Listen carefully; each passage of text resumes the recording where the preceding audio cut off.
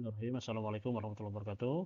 Rekan-rekan mahasiswa sekalian, hari ini kita akan mempelajari tentang apa itu aplikasi software. Jadi memahami pemrograman dan sistem aplikasi untuk dapat kita memahami apa saja aplikasi-aplikasi yang digunakan di dalam sebuah komputer. Nah, apa sebenarnya dimaksud aplikasi software? Software itu sebenarnya adalah program yang dibuat agar pengguna atau user bekerja lebih efektif dan membantu tugas-tugas yang bersifat personal task atau rencana individu. Jadi software itu fungsinya untuk memudahkan pekerjaan. Kalau kita masih menggunakan komputer yang asli, yaitu kita mungkin akan kesulitan karena nggak semua orang memahami bahasa mesin atau bahasa komputer.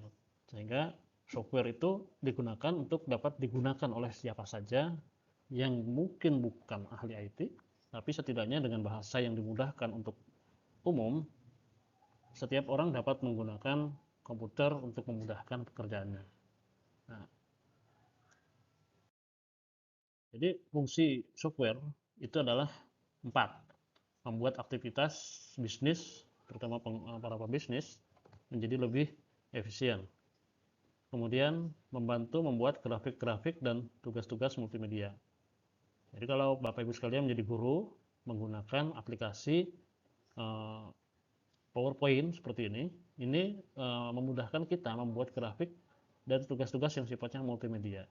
Ya, kalau dulu belum ada kita mengenal PowerPoint semacam ini, kita membuat presentasi itu banyak kan dari papan tulis gitu ya. Kemudian dulu mungkin pakai HP, kita buat slide-slide-nya, kemudian dipaparkan. Tapi dengan adanya sistem software presentasi semacam ini membuat kita lebih mudah dan lebih cepat dalam mengerjakannya. Jadi tidak 2 kali kerja. Kemudian yang ketiga adalah mendukung tugas-tugas pendidikan, Bapak Ibu sekalian ya. Salah satunya software pendidikan, software bahasa untuk mencari ilmu, itu tidak lagi harus berburu ke tempat-tempat yang jauh. Sekarang buku-buku itu sudah banyak. Nah, cara mengumpulkannya gimana? Kalau satu-satu susah, maka ada software yang tugasnya mengumpulkan bahan-bahan pendidikan tadi. Ada library, kita mau masuk ke perpustakaan manapun itu sudah ada library-nya. Kemudian software juga berfungsi sebagai fasilitas dalam berkomunikasi. Kita menggunakan WhatsApp itu adalah aplikasi software. Kita menggunakan Messenger, itu adalah aplikasi. Email, Gmail, Yahoo Mail, dan sebagainya, itu adalah fasilitas untuk berkomunikasi. Jadi dengan adanya software, tugas-tugas yang kita lakukan itu jauh menjadi lebih mudah dan lebih efisien. Nah, ada 4 kategori software aplikasi. Yang pertama adalah software yang sifatnya untuk bisnis ya. Ini seperti Microsoft Word, word processing atau Microsoft Word, bisa spreadsheet, Excel, database ya. Kemudian ada presentasi semacam ini, note talking. Ada juga personal information manager. Kemudian ada business software dan sebagainya. Ini adalah software-software yang digunakan untuk keperluan bisnis. Jadi biasanya menggunakan adalah mereka yang memiliki bisnis dan untuk memudahkan agar bisnis itu berjalan secara otomatis ataupun perhitungan-perhitungan itu berjalan secara otomatis. Template-nya sudah ada, tinggal kita memasukkan data-data. Nah, itu software-software bisnis namanya. Kemudian ada namanya software yang dibuat untuk para praktisi grafis desain, namanya grafis dan multimedia, desain video, desain suara dan sebagainya, iklan. Nah, ini softwarenya dibuat secara khusus yang memang menyediakan cara membuat sebuah grafis lebih mudah. Dulu para insinyur itu membuat gambar bangunan itu rumit, bukan main. Tapi dengan adanya komputer CAD, ya, ada namanya AutoCAD, itu mereka membuat sebuah bangunan itu sudah lengkap dengan perhitungan bahan baku yang harus disediakan oleh pemborong. Kemudian kalau untuk menggambar juga seperti itu. Untuk layout komputer, layout majalah itu sudah menggunakan komputer multimedia sehingga lebih mudah. Kalau dulu sangat sulit membuat sebuah layout media itu ya, karena harus dibuat potong satu-satu. Nah, sekarang tidak lagi. Kemudian ada namanya personal software yang sifatnya home personal atau untuk pendidikan ya. software suite. Keuangan personal, kita punya aplikasi apa namanya, kalau untuk uang itu ya. Kemudian menghitung pajak, kemudian desktop publishing, Microsoft Microsoft apa itu ya. Kemudian untuk blogging keperluannya nanti di bawah ada ya. Kemudian untuk menggambar, kemudian edit foto ya. Kemudian ada clip art. Nah, ini biasanya hanya yang sifatnya sederhana saja. Mapping, Google Map atau Waze itu sebenarnya ada aplikasi. Home design, membuat landscape, begitu membuat rumah, kita tidak perlu menyewa jasa insinyur yang mahal, arsitektur yang mahal, tapi kita bisa membuatnya sendiri kalau kita mampu mengoperasikannya lebih puas ya. Kemudian ada yang sifatnya referensi. Nah, itu yang sifatnya personal. Ada juga software sifatnya berfungsi untuk komunikasi. Web browser, kemudian email, blogging, instant messaging, messenger, ya. Kemudian ada news group, message board, chatroom, text feature dan sebagainya. Itulah tadi bentuk-bentuk software ya. Nah, jadi secara ini ada 7 bentuk software secara ringkasnya. Ada software sifatnya paket, software yang sifatnya paket. Dibuat oleh software house ataupun konsultan komputer atau organisasi yang disebarkan secara massal agar bisa digunakan oleh para pemakai komputer. Contohnya lembaga zakat.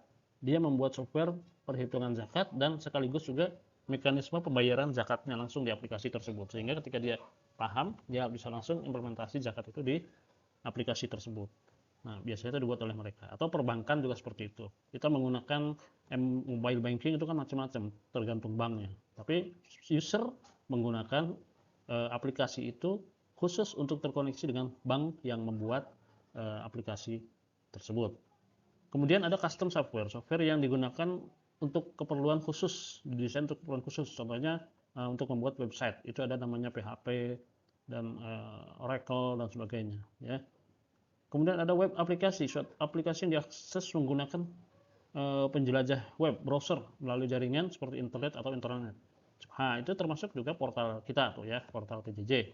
Itu namanya web aplikasi. Jadi dapat diakses oleh teman-teman kalian melalui browser.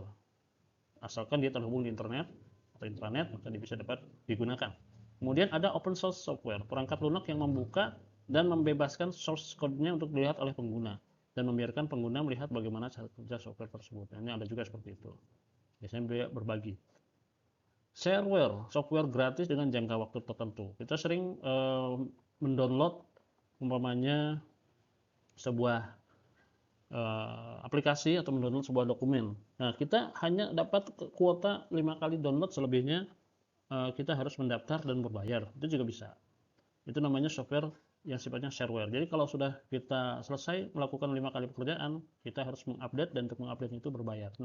Namanya software yang sifatnya gratis tapi terbatas waktu, shareware. Ada juga yang software sifatnya gratis permanen, freeware. Apa itu? Contohnya mungkin seperti merubah PDF atau game. Nah, kalau kita sudah menggunakan itu secara gratis ya, dia sudah menyediakan, ataupun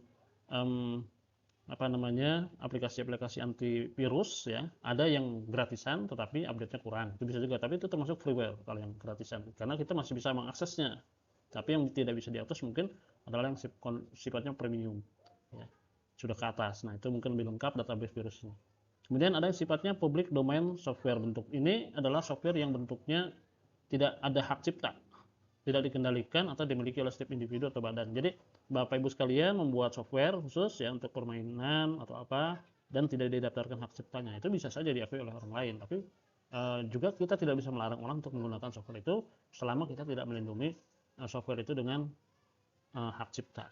Jadi kalau mau mendapatkan royalti dari software itu ya kita harus mendaftarkannya ke Hakim. Apa sih sistem software itu? Sistem software berfungsi mempertemukan pengguna aplikasi software dan hardware komputer. Jadi seperti ini contohnya. Kita menggunakan komputer, user adalah kita. Ini adalah mesinnya. Tapi mesin tanpa software dia tidak akan berfungsi apa-apa. Ya. Contoh kita mau ngeprint, maka setiap printer itu membuat software masing-masing. Ketika kita punya 5 printer, maka kita harus menginstal 5 software printer di laptop kita. Kenapa? Karena kalau tidak ada softwarenya, secanggih apapun komputer tidak bisa mendeteksi printer itu, ya harus di install. Nah, itulah software yang merupakan penghubung antara hardware, ya printer, software itu ada di dalam sistem operasi. User adalah kita. Nah, ini aplikasi software itu semacam ini, ya banyak. Sini kita mau mengukur sebuah lahan, nah kita tinggal klik klik klik klik, nah, bisa juga. Atau mau mengedit sebuah foto, atau mau melakukan layouting, ya itu sesungguhnya bisa dilakukan dengan aplikasi software. Nah, bisnis software itu apa? Aplikasi yang membantu pengguna dalam melakukan aktivitas bisnisnya. Jadi fungsinya menyediakan user membuat atau menggunakan dokumen. Kita membuat surat-surat kerja, lamaran, surat laporan, itu adalah word processing software. Microsoft Word contohnya. Spreadsheet software menyediakan user untuk mengorganisasi data dalam bentuk baris dan kolom serta melakukan kalkulasi. Contohnya Excel, ya. Database mengumpulkan macam-macam data yang diorganisasikan dengan cara menyediakan akses. Contohnya kayak Bapak Ibu sekalian mengumpulkan tugas, ya. Itu masuk dalam database. Cuma kalau di website itu dikumpulkan menjadi satu. Jadi website itu, aplikasi di komputer itu sesungguhnya adalah kumpulan dari berbagai macam website, database. Kemudian yang keempat adalah sebagai software presentasi. Jadi untuk menciptakan alat peraga seperti ini, ya, ada sinar laser yang pada kita tidak menggunakan laser, gitu. Mengkomunikasikan ide, pesan, dan informasi lainnya. Ya, kemudian ini juga beberapa fungsi dari bisnis software. Dia dapat melakukan tugas koreksi secara otomatis. Jadi di Microsoft Word itu kita bisa koreksi mungkin grammar yang tidak sesuai dengan bahasa, tapi ini dari bahasa Inggris saja biasanya. Auto format, ya itu juga banyak dilakukan oleh software. Kemudian ada kolaborasi, menghubungkan satu software dengan software lainnya. Itu bisa pada data perusahaan digabungkan dengan data lainnya. Nah, ini ada juga kolom, membuat kolom atau grammar checker. Ada Grammarly, kemudian ada kosakata dan sebagainya, ya. Kemudian input itu bisa masuk ke pengecekan tentang data tinta yang harus kondisi tinta terakhir di printer dan mana yang masih kurang. Itu biasanya pada software untuk printer. Mail merge tentang email. Kemudian ada software yang sifatnya untuk layout membaca. Dan yang paling banyak digunakan oleh mahasiswa adalah software yang sifatnya riset. Kita menggunakan software Academia atau ResearchGate atau yang lainnya, ya. Google Scholar itu adalah software yang sifatnya untuk riset. Kemudian ada search and replace. Kita menggunakan Google, itu juga termasuk search and replace. Smart Tag itu ETOL, ya. Kemudian ada template dan thesaurus, pemeriksaan ejaan dan sebagainya. Kemudian ada tracking chart. Itu biasanya memang hal-hal yang rumit seperti ini digunakan umumnya sifatnya masuk kategori business software. Ada juga voice recognition dan sebagainya.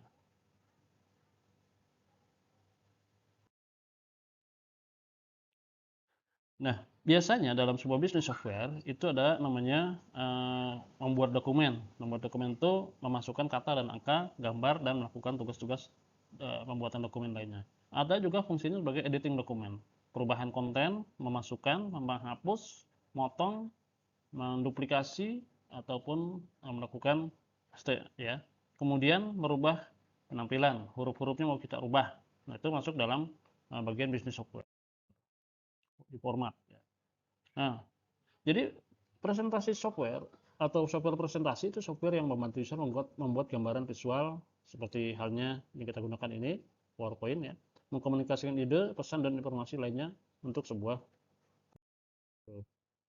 Tapi ada juga software yang sifatnya note taking software aplikasi yang memungkinkan pengguna memasukkan teks, ketikan, tanggapan dalam bentuk tulisan, tangan, gambar, atau sketsa. Nah, ini sekarang ada juga sudah di Zoom itu sudah menggunakan AI untuk memasukkan note taking software ini ke dalam satu aplikasi yang running di dalam satu masa. Ya, kita sering melihat di dalam Zoom itu ada aplikasi yang untuk catatan, mencatat atau menulis papan tulis. Ya. Kemudian sifatnya personal information manager. Google Calendar itu termasuk dalam personal information manager. Apa saja kegiatan kita, appointment yang akan kita buat, juga seperti itu. Atau kita membuat personal information manager sendiri itu juga bisa. Jadi kita mau membuat catatan agenda kerja yang akan secara otomatis mengingatkan kita ketika waktunya sudah tiba atau alarm, itu juga termasuk. Waktu azan itu juga masuk dalam personal information manager, ya. Jadi ada agenda-agenda yang sudah kita catat sebelumnya, kemudian komputer akan mengingatkan. Jadi fungsinya sebagai sekprinya kita. Nah, ada juga software skala kecil yang biasanya digunakan bekerja dengan menggunakan smartphone dan mobile device lainnya. Nah, itu dulu ada BlackBerry, dia punya macam-macam ya. Kemudian perhitungan slideshow to go. Nah, kemudian ada juga harga saham dan sebagainya. Ini biasa masih kita gunakan Google Map. Dulu ada BlackBerry itu semua sudah mengawali dengan aplikasi BlackBerry Mapping. Sudah pernah ada. Tapi ini termasuk software yang sifatnya dapat diaplikasikan di OS yang gadget yang sifatnya kecil. Kalau sekarang Android itu memang luar biasa kemampuannya menggusur berbagai macam aplikasi-aplikasi besar itu. Hari ini sudah bertransformasi menjadi software-software yang dapat digunakan oleh smartphone. Ada juga software yang sifatnya project management, menyediakan software untuk merancang project, pelacakan, menganalisa sumber daya, bahkan menghitung cost atau biaya dari sebuah proyek. Jadi kita membuat sebuah proyek besar, membangun tower ataupun apartemen, itu cukup dengan memasukkan menginput data-data bahan bangunan yang dibutuhkan, kemudian harga bahan baku, maka secara otomatis komputer akan membuatkan dengan hitungan bangunan ataupun proyek yang sudah kita gambarkan, itu secara otomatis komputer itu sudah bisa menggambarkan kita butuh biaya berapa dan cost berapa, ya, termasuk saya pengen tahu apakah resikonya pun sudah dihitung di situ. Nah, biasanya kalau ada dimasukkan juga resikonya. Kemudian ada sifatnya accounting software, aplikasi yang merekod dan melaporkan transaksi finansial yang terjadi. Ini perbankan biasanya menggunakan accounting software seperti ini, atau perusahaan-perusahaan juga biasanya membuat sendiri sistem software akuntansinya untuk memudahkan mereka melakukan controlling terhadap keuangan perusahaan mereka. Kemudian ada dokumen manajemen software, aplikasi software yang dibuat untuk sharing, distribusi, mencari dokumen, atau mengkonversikan PDF to Word, atau kita mengkonversi film, video, MP3 to MP4 to MP3, itu juga termasuk dokumen manajemen software. Jadi merubah format dokumen menjadi format yang lain. Enterprise Computing Software ini adalah perusahaan yang bisa menggunakan penggabungan sistem komputer yang menggunakan berbagai macam fungsi unit. Contohnya itu Magic Software. Jadi dia ya biasa untuk hal-hal yang sifatnya menggabungkan berbagai macam sistem komputer. Graphic and Multimedia Software. Nah, ini software yang digunakan oleh para desainer, biasanya desainer bangunan, ya, arsitek, ini menggunakan Computer Aided Design atau CAD software, menggambar jalan. Kemudian ada desktop publishing software untuk publishing, buat majalah, koran, e-book, dan sebagainya. Dan yang paling banyak digunakan adalah Computer Paint and Image, ya, membuat gambar softwarenya. Adobe Photoshop, Corel Draw itu adalah software yang digunakan untuk paint, image, atau membuat vektor. Kemudian ada juga professional photo editing software. Banyak ya, bukan hanya Photoshop sebetulnya. Banyak juga aplikasi yang lain yang digunakan untuk kayak Snapshot. Itu kalau di HP ada Snapshot, dan di HP sudah banyak sekali aplikasi untuk mengedit foto secara profesional. Kemudian ada aplikasi video and audio editing software. Kalau dulu orang banyak mengenal membuat animasi, ya, animation maker. Kemudian ada juga biasanya menggunakan Apa itu? Campuran ya, Blender, atau ada juga yang menggunakan Adobe Premiere. Nah, itu bisa digunakan untuk video biasanya. Tapi sekarang dengan adanya kemajuan dari sistem Android, editing video dan audio itu sudah juga bisa dilakukan melalui HP. Jadi tidak melulu kerjaan itu harus dikerjakan di laptop atau komputer yang besar. Di HP pun sekarang bisa. Hanya saja memang karena kemampuan memorinya terbatas, ya itu hanya video-video yang sifatnya snack saja atau instan saja bisa. Tapi kalau yang sudah sifatnya serius itu harus menggunakan komputer yang lebih besar memorinya dan daya kerjanya. Kemudian ada multimedia authorized software, menggunakan komputer untuk multimedia. Bisa kita gunakan untuk tampilan di layar seperti apa, kemudian memasukkan musik di situ, kemudian juga dengan berbagai screen dengan satu komputer itu bisa kita dilakukan hari ini dengan software khusus ya. Kemudian ada video converter, dari besar menjadi kecil, dari dari window media video menjadi MP3, itu namanya video converter. Kemudian ada web page authoring software, yaitu untuk software yang membantu penggunanya dengan semua keahlian membuat halaman web, termasuk di dalamnya memasukkan konten multimedia dan konten yang sifatnya interaktif. Nah, itu termasuk juga portal kita. Kemudian web application memberikan kemudahan bagi penggunanya untuk mengakses dan berinteraksi dengan software dari komputer atau perangkat manapun yang tersambung di internet. Contohnya Britannica.com itu software mencari referensi, Dictionary.com, Flickr itu untuk gambar ya, editing gambar. Ada Gmail, kita berkirim email, Google Docs ya dan sebagainya, Google Map.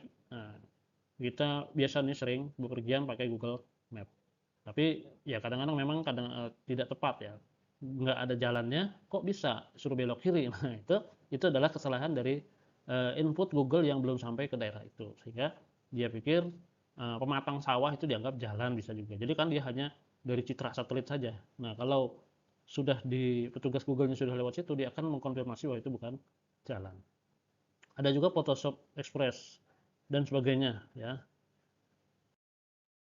Kemudian ada software yang sifatnya digunakan secara personal. Jadi tidak bisa digunakan oleh orang lain kecuali yang memiliki akun software tersebut. Nah, ini biasanya digunakan oleh akuntan-akuntan yang dia membeli. Kalau kita membeli sebuah program, maka kita hanya kita yang bisa menggunakan program itu. Ada juga legal software untuk edukasi ya, hukum. Kemudian tax preparation untuk pajak biasanya. Software yang untuk menghitung pajak. Nah, itu biasanya ada. Jadi kadang-kadang Dirjen Pajak juga bisa mengeluarkan aplikasi pajak itu sendiri. Kita sudah bisa menghitung jumlah pajak yang harus kita bayarkan jika mendapatkan penghasilan segini-segini. Nah, itu sudah dibuatkan softwarenya. Dan banyak lagi ya, ada personal pen. Nah, personal photo editing software dan sebagainya. Hari ini eh, sebagai contohnya, hampir semua software-software itu ternyata pada kenyataannya sudah dapat dilakukan dengan artificial intelligence. Jadi bagaimana kita mencari clip art, itu tinggal menyebutkan, tuliskan situ, carilah gambar ini, kita sudah langsung. Tolong buatkan gambar ini, itu sudah bisa dilakukan oleh artificial intelligence. Jadi artificial intelligence itu mengumpulkan data-data yang sudah terpublish di big data tentang apa yang disebut indah dan sebagainya, kemudian video-video yang dapat dikumpulkan oleh dia, itu bisa. Jadi kita tidak memerlukan software khusus, tinggal ketikkan di AI tadi apa yang ingin kita dapatkan dari AI itu.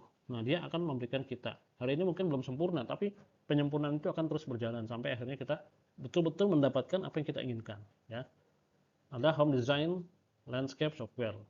Ini pun sudah ada aplikasi artificial intelligence bisa membantu kita tanpa sulit-sulit untuk memahami eh, software yang mungkin kita tidak paham cara menggunakannya, gitu ya.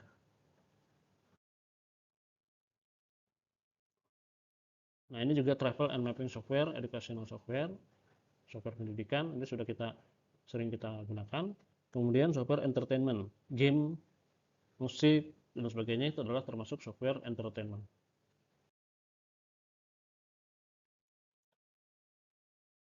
Nah, untuk komunikasi itu biasanya ada web browser, kemudian email, tadi kita sudah jelaskan, chatting room, blogging dan sebagainya, ya.